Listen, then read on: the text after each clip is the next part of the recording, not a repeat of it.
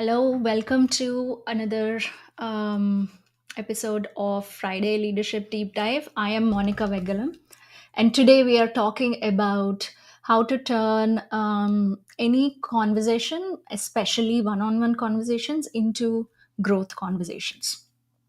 So let's see. Um, I'm looking at the camera, and suddenly, okay, there we are. All right, thanks for the patience. So, I am Monica Vegalam, and I am an executive and a leadership coach. And today we are talking about conversations. What actually is holding people back, and how you, as a leader, can redirect people to solve their own problems, create self leadership, and invoke their agency instead of getting lost in problem solving for them. So, this has been a topic I've been exploring for quite some time now.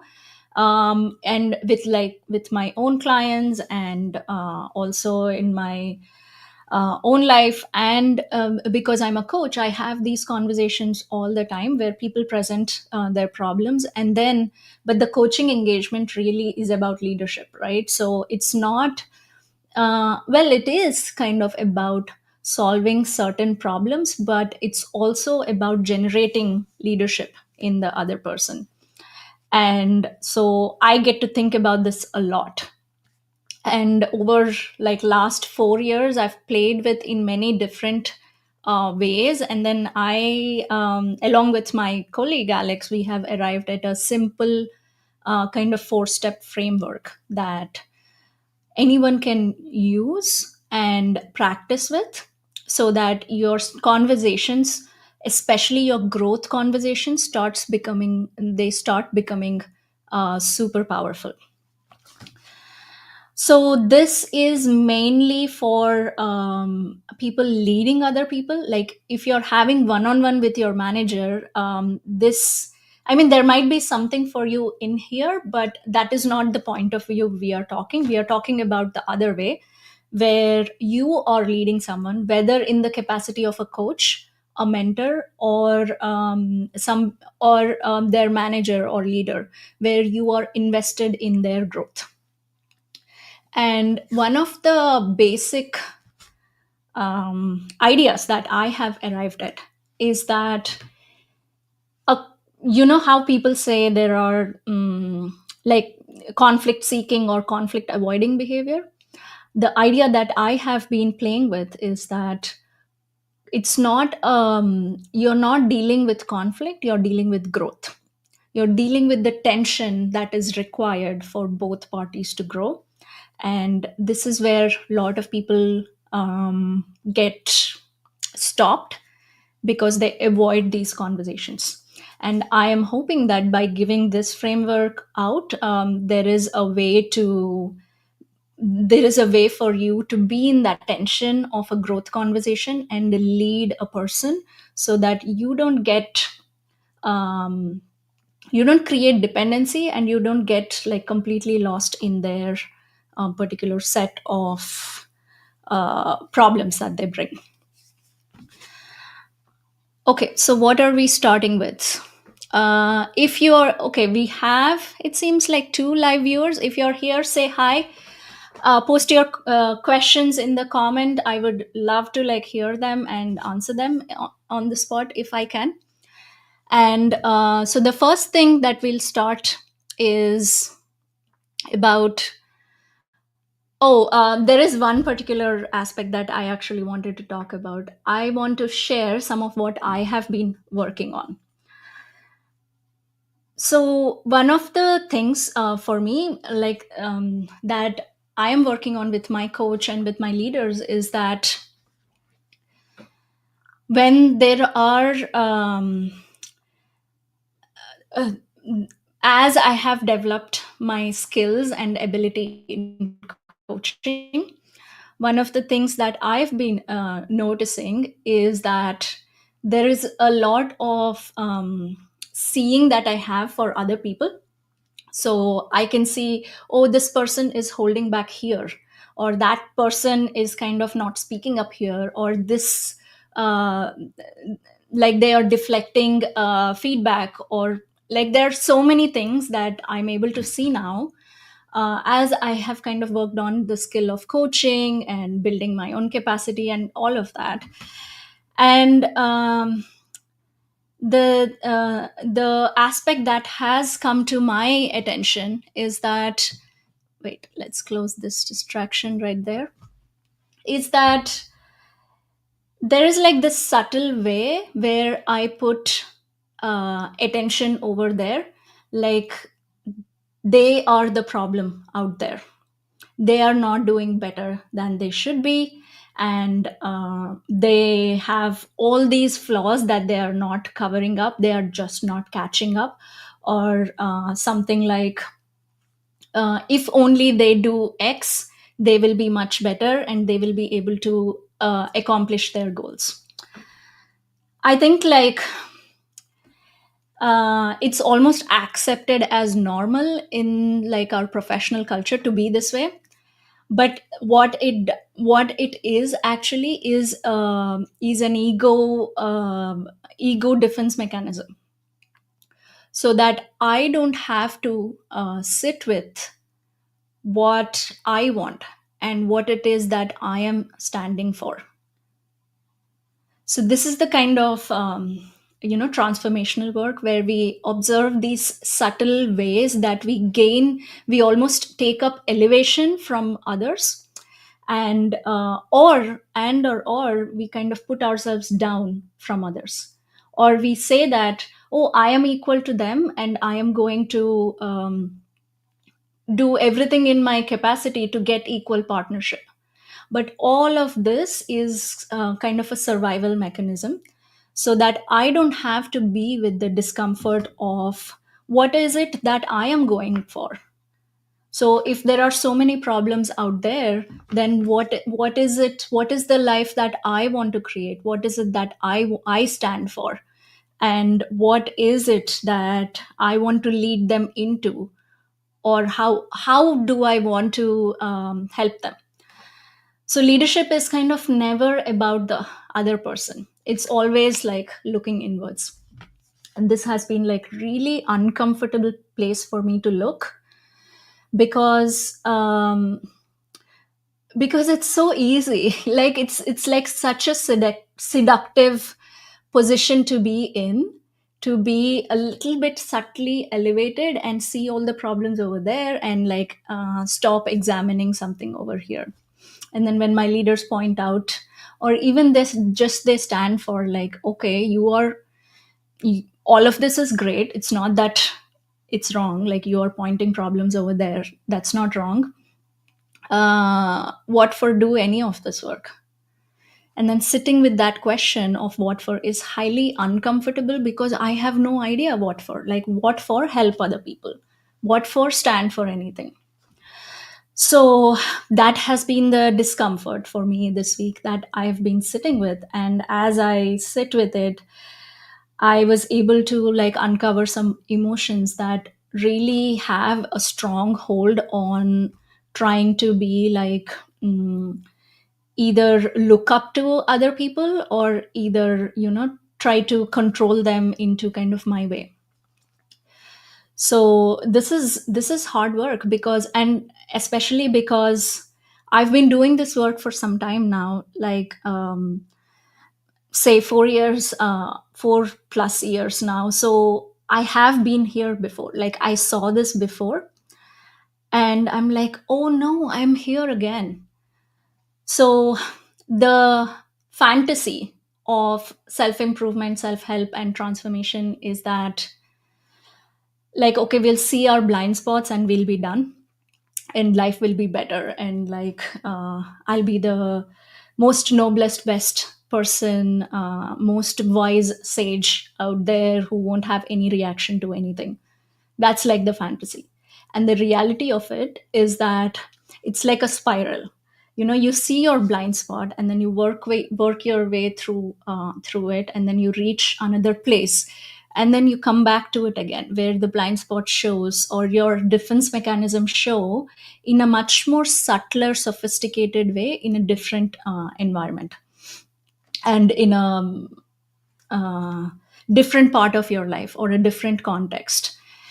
And like then you work through that, you sit with that, and then you have practices for that, and then again you will go there again. So this way, like we reach this is what we call the breakdown, where we try to fix a certain problem either within us or within them, or especially, or at least like that's the flavor that I deal with. Like there are so many problems to fix. There are so many areas of growth to uncover and cover up, and there are so many flaws over there that other people should fix. So that's kind of where I stop myself from really charting out my own vision and my own, like, okay, what do I want out of life, and what is it that I am creating here. So it's uncomfortable to be in that not knowing and in that uncertainty. So then I like slightly it's a mechanism to escape that and focus over there outside. So then it's obviously this is not a wrong thing to do, because again, if we make ourselves wrong for it, again we are stuck in the same loop of fixing what is a blind spot. And the thing to do is like really trust the containers that I have put myself in, trust the support that I am receiving, trust my coaches, trust my leaders to help me figure out my own vision and then stand for that, and then stay in the discomfort and the uncertainty and the complexity of all the things that I want to create, and then stand there instead of point fingers there. It's always like transformation is like this ass kicking phenomenon where you're always pointed, everything is a reflection of you, and you like realize that again and again. So my practice has been really kind of like sit with my own resistance to looking inwards, looking at like what is the thing that makes me point the problems over there, and then be with that resistance instead of trying to overcome it immediately with another practice, with another tool, with another framework. I think this is a good way, a good segue to what we are here to talk about, what I'm exploring. So, why people actually feel lost? That's the first topic we are covering today. So, the basic, uh, like the base of this whole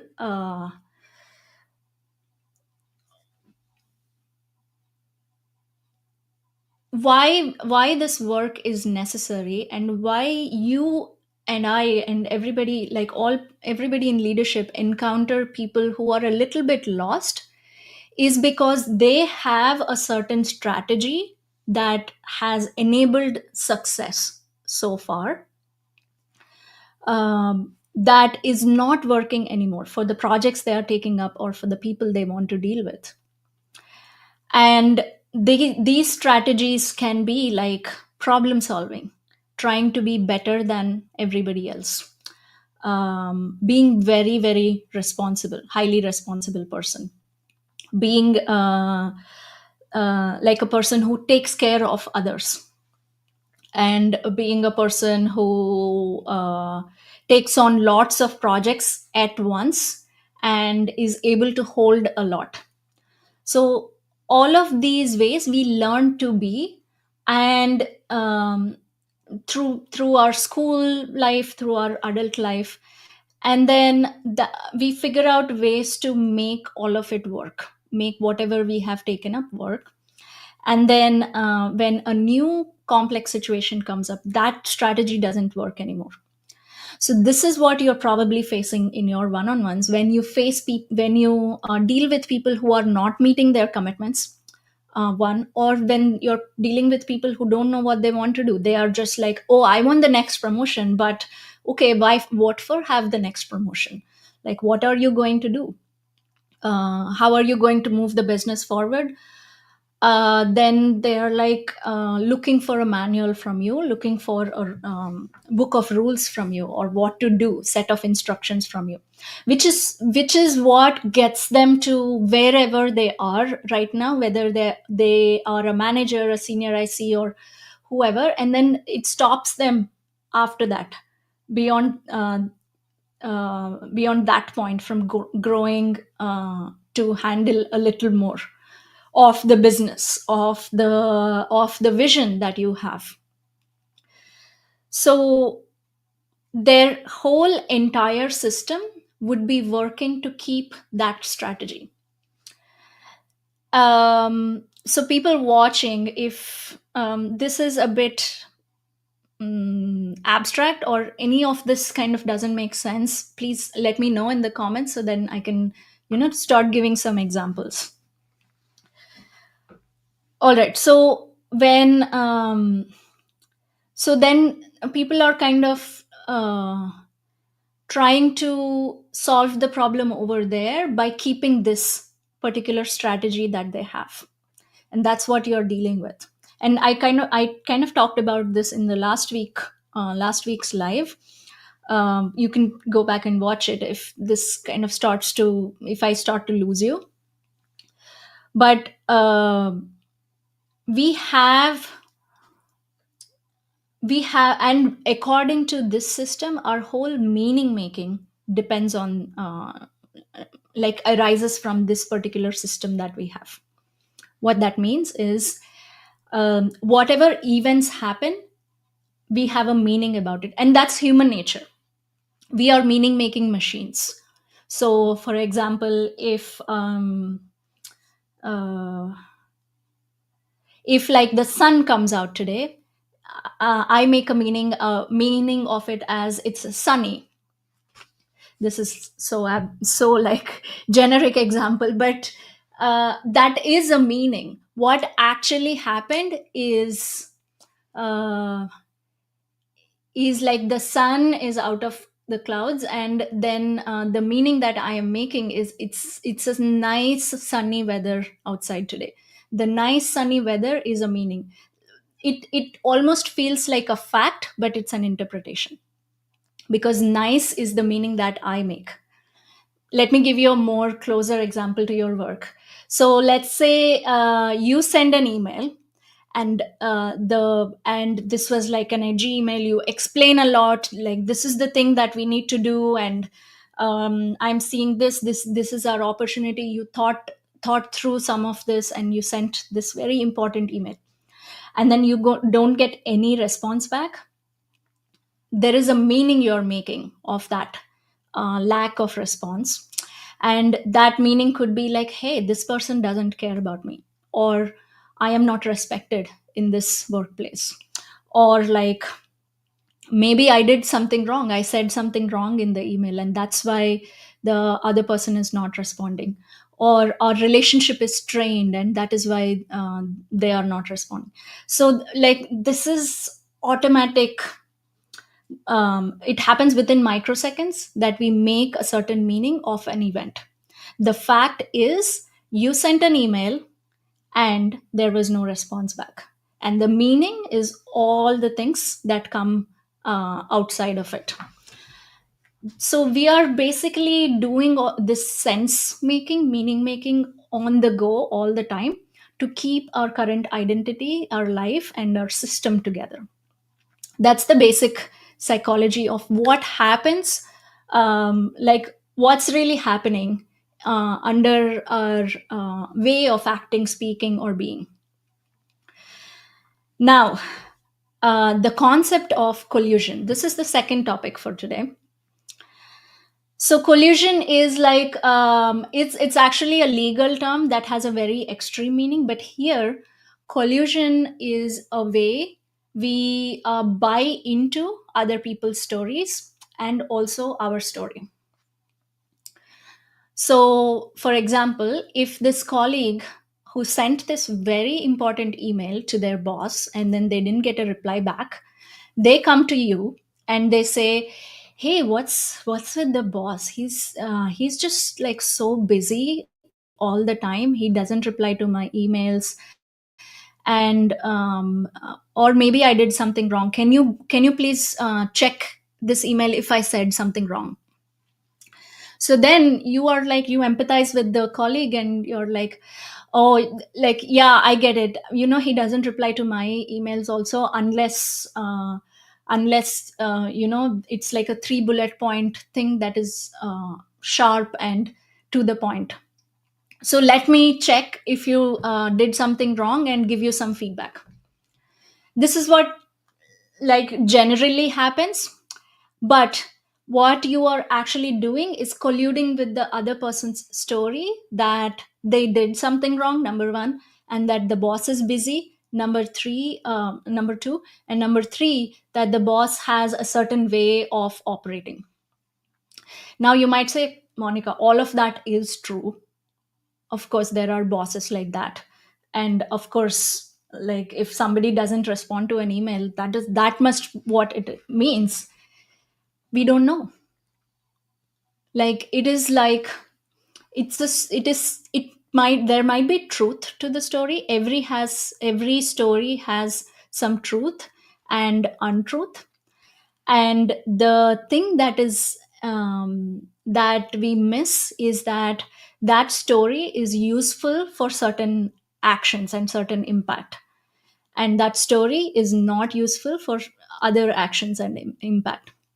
So, what's there to do is get very clear on what it is that you're trying to achieve. And then you'll be able to see the meaning you're making. And then you can go beyond that and act. So, here, what that means in this example is that if you're not colluding with another person's story, you'd be seeing this for them. You'd be saying, oh, yeah, I see how this person can think that they did something wrong with the email. And I see how this person can think that their boss must be busy. I've had that experience too. I've had that story too with myself. And how do I want to support them?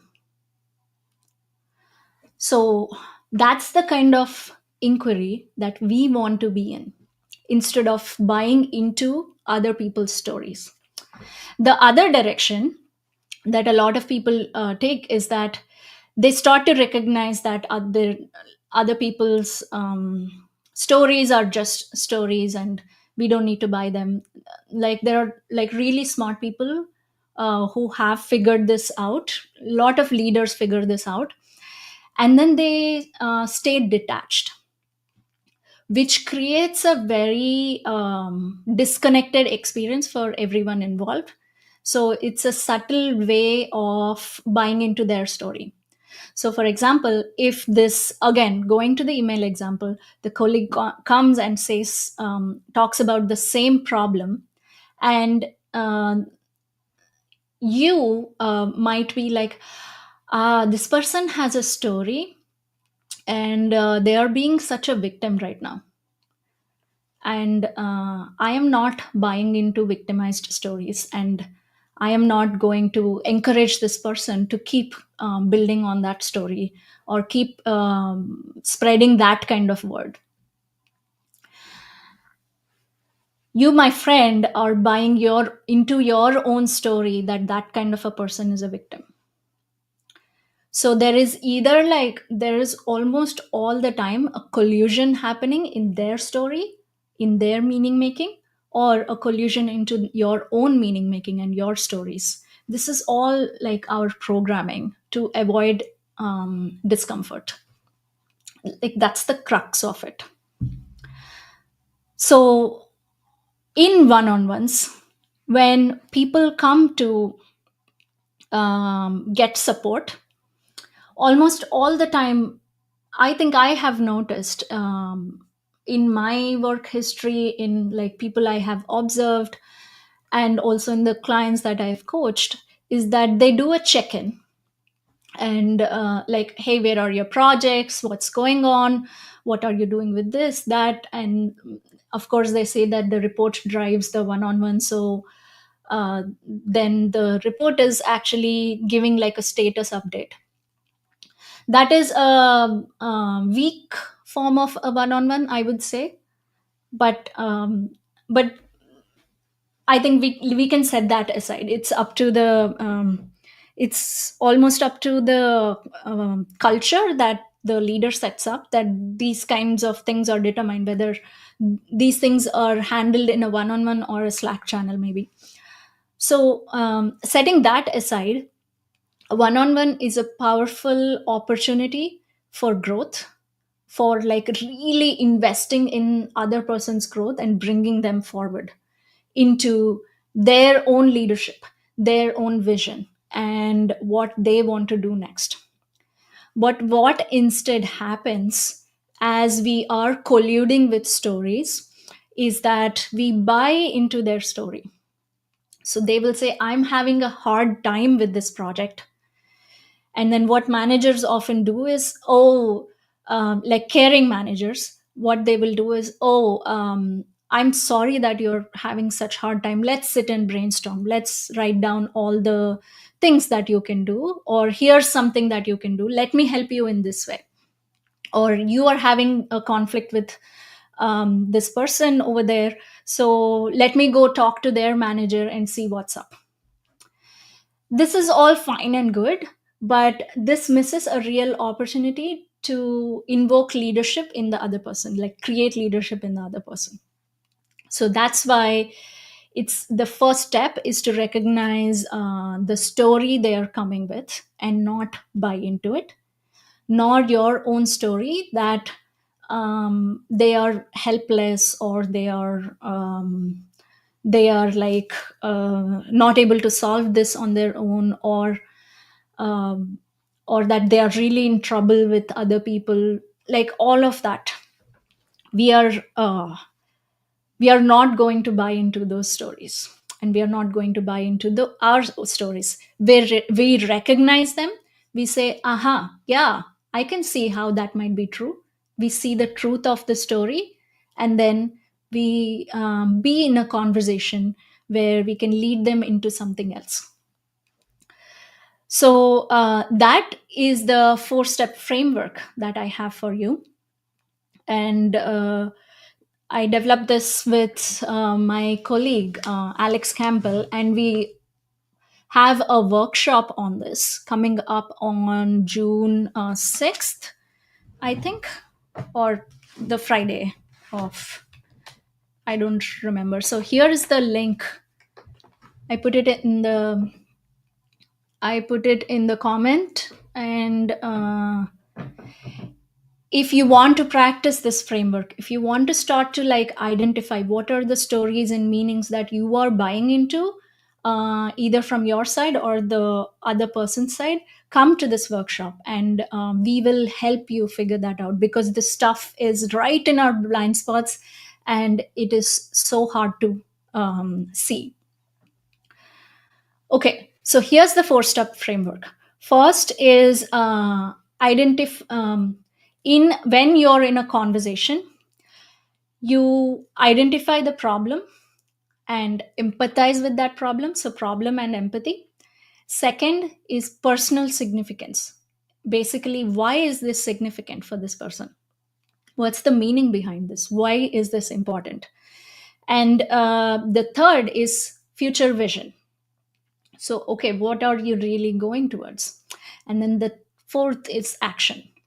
So, this is kind of the loose framework that you want to hold the conversation in.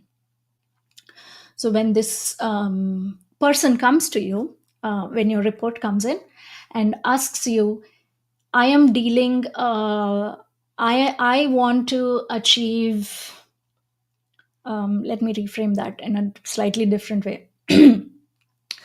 So I am trying to get this done, but I am having a conflict with Alice in the other team. So the first thing you want to do is get their problem, is like really get it. How is this a problem?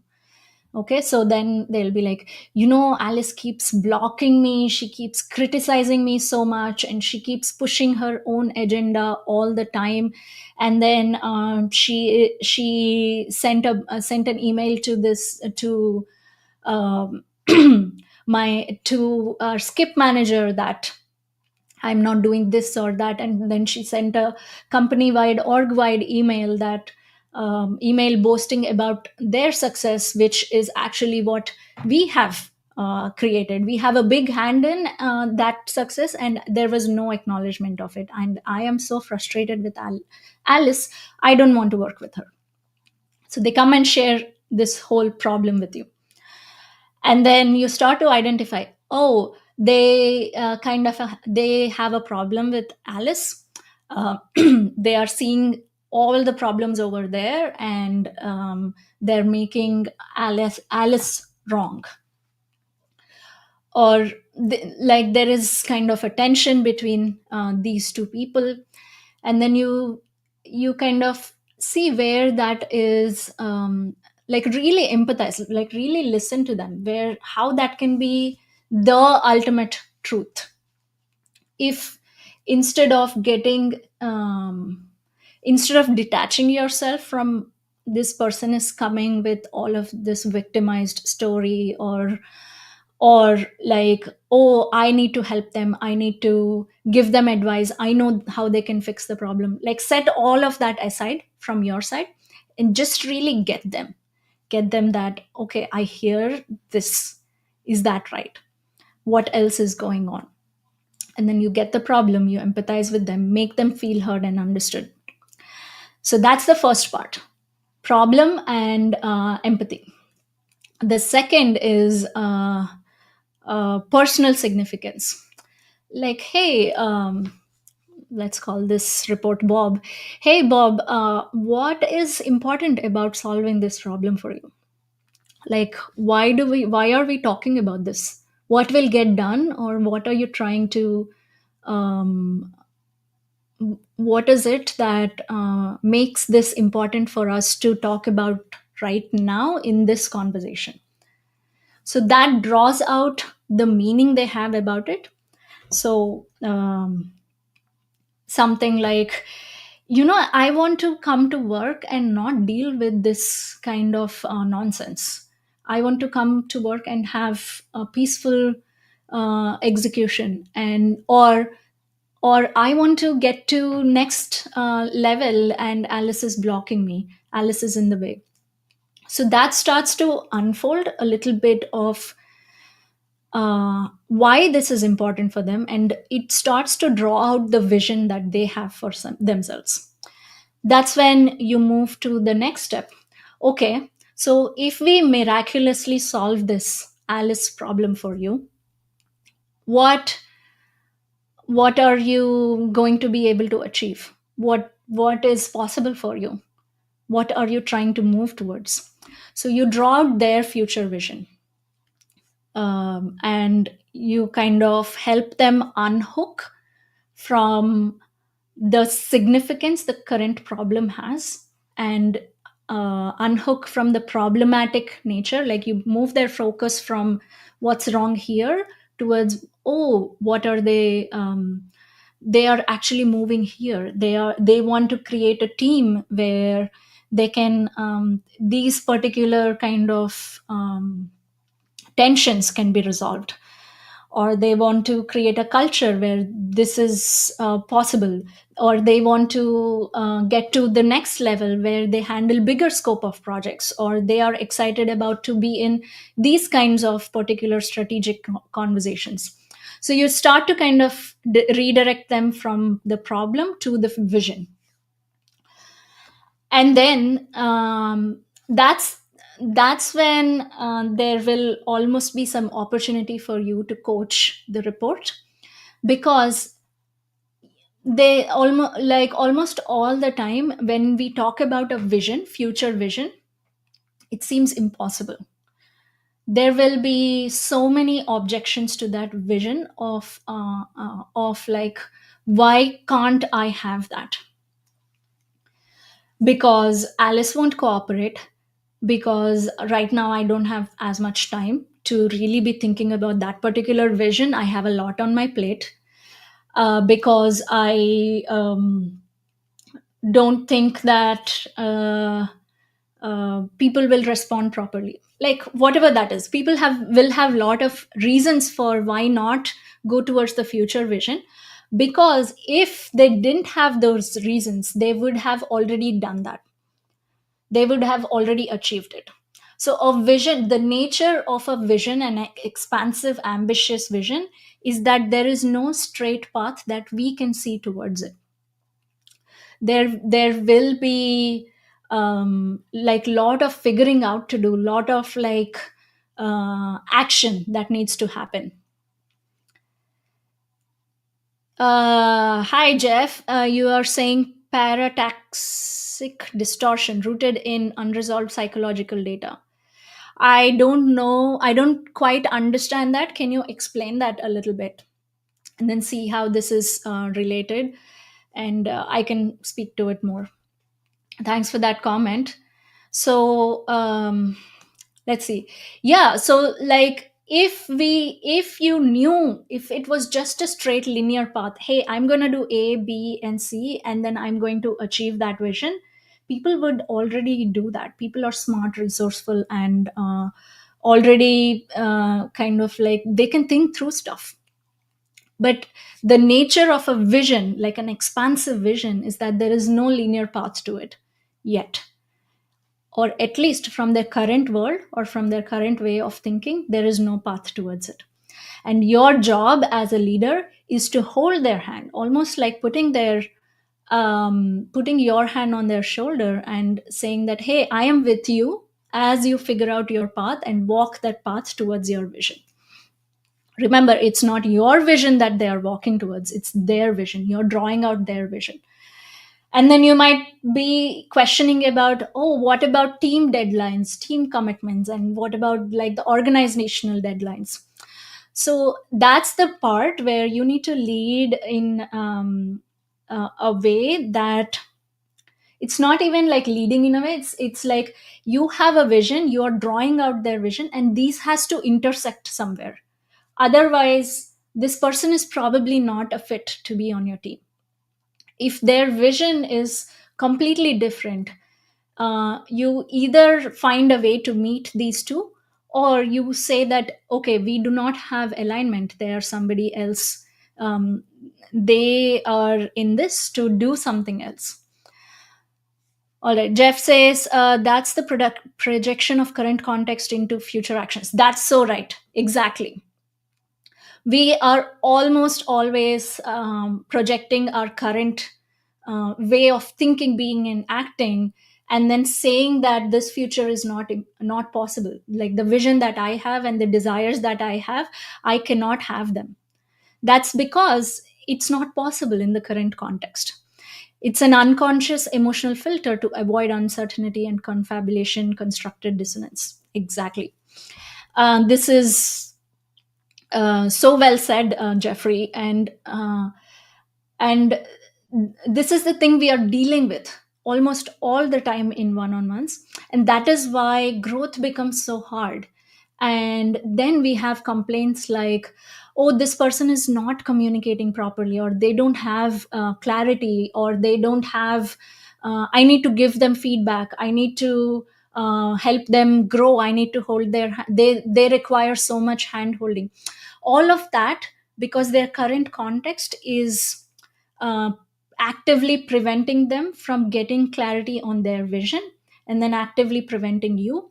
And for you on your side, all that discomfort of their current thinking and context and leading them out of it is triggering your own current thinking and meanings that you have. It's triggering like uncertainty, and like you are choosing certain safety in your own identity.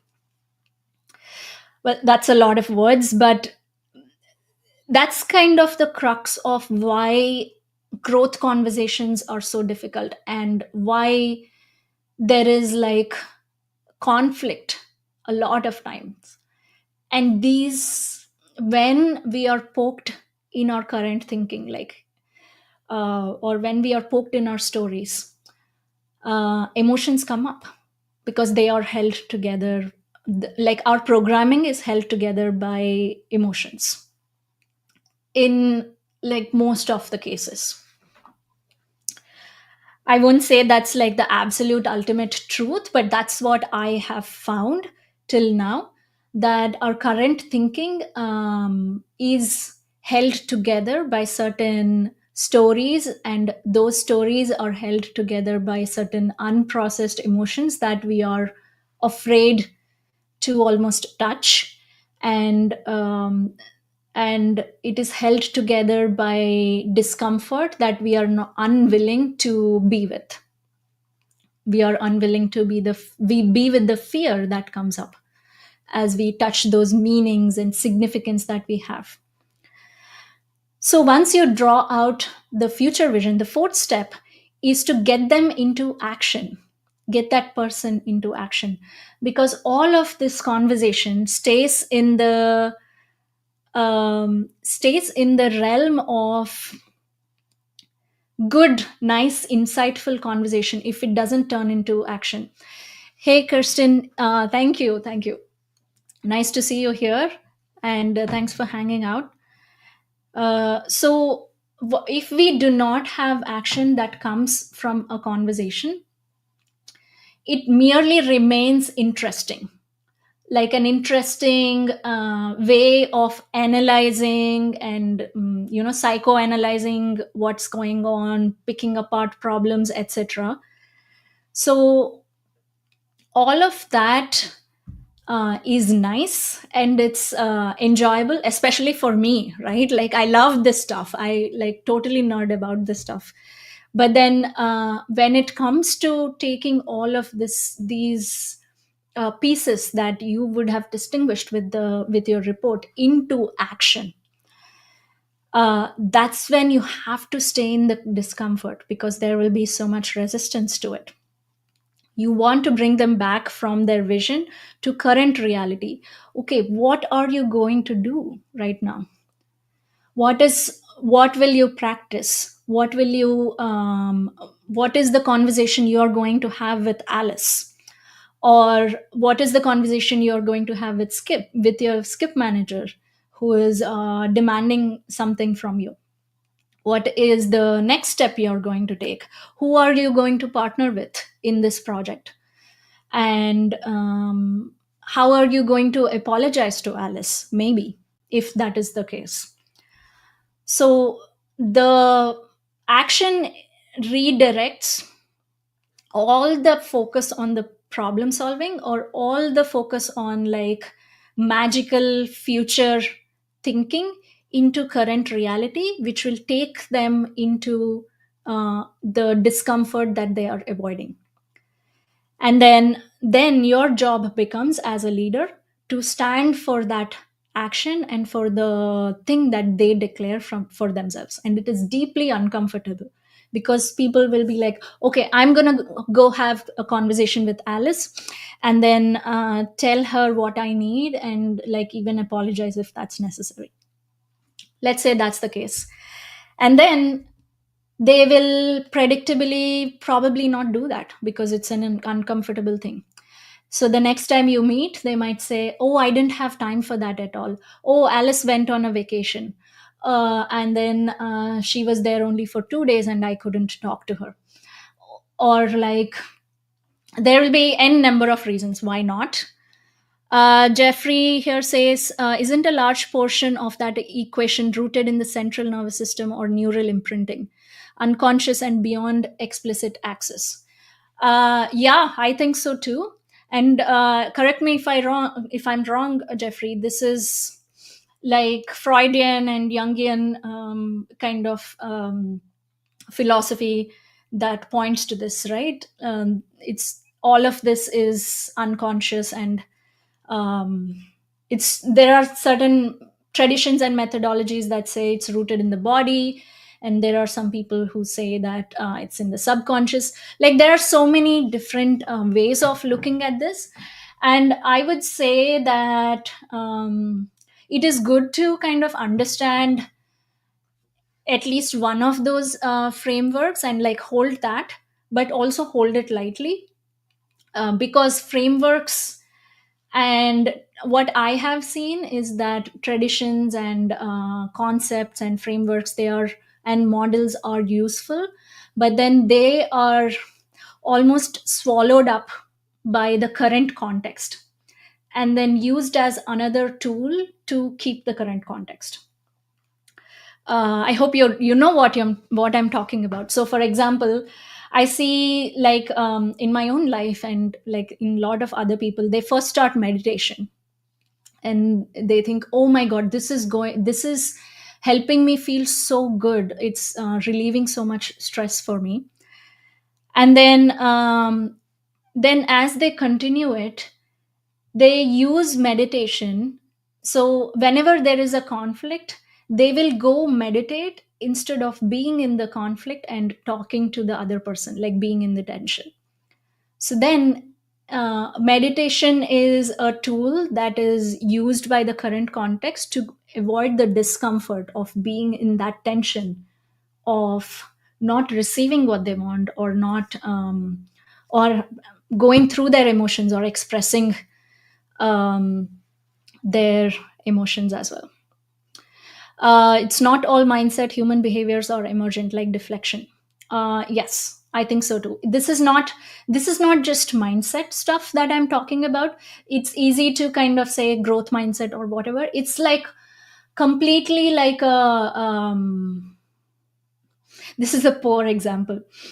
Like AI. Uh, like it's a whole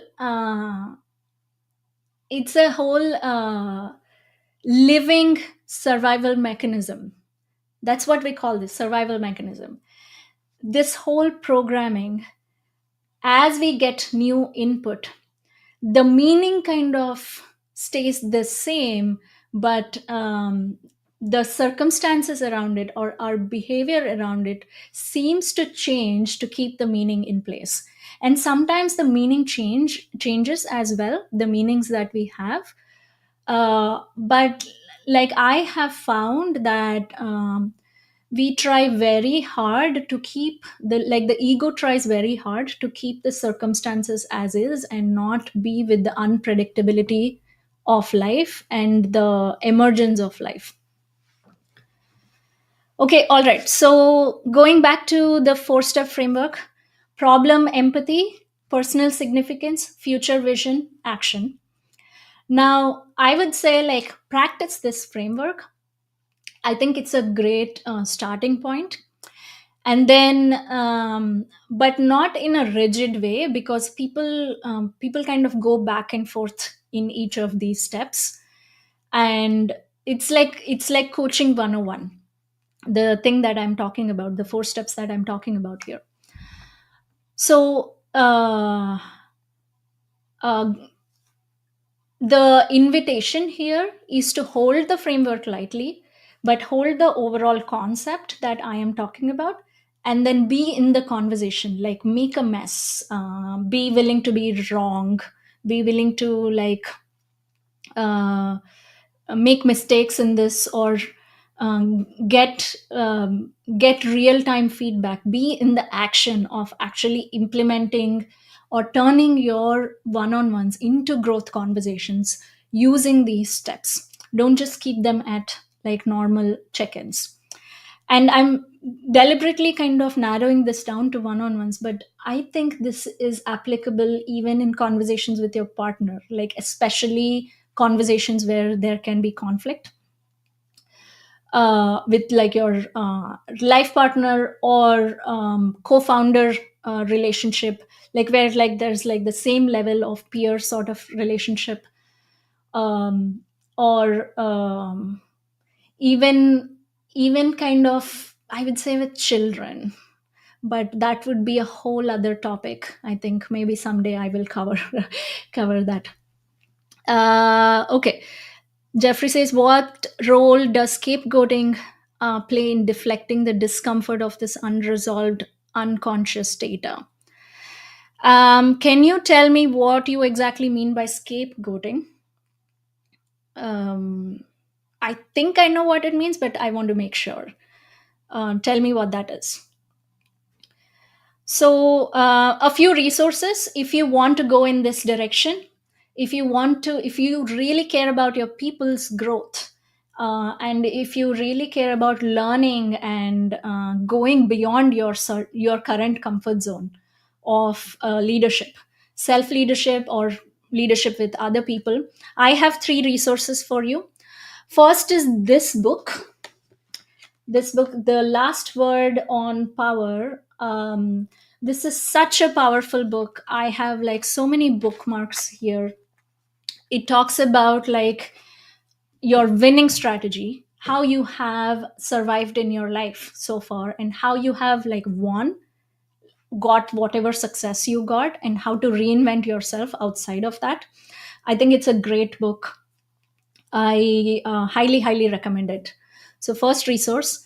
And second is, yeah, I am doing a workshop where we start to practice this framework, because the real growth lies in going out there and practicing this.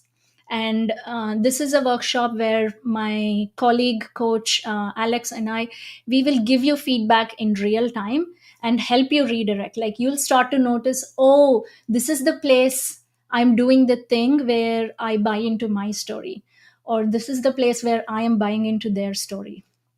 So you'll start to see those nuances in your conversations, and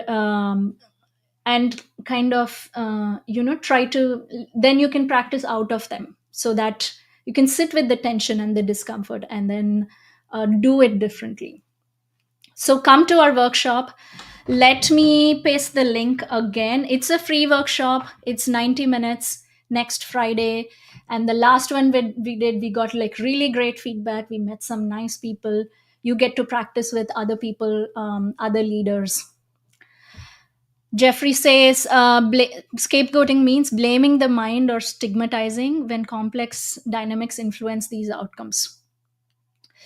Yeah, I find that um, blaming is another very subtle way of, again, avoiding the discomfort.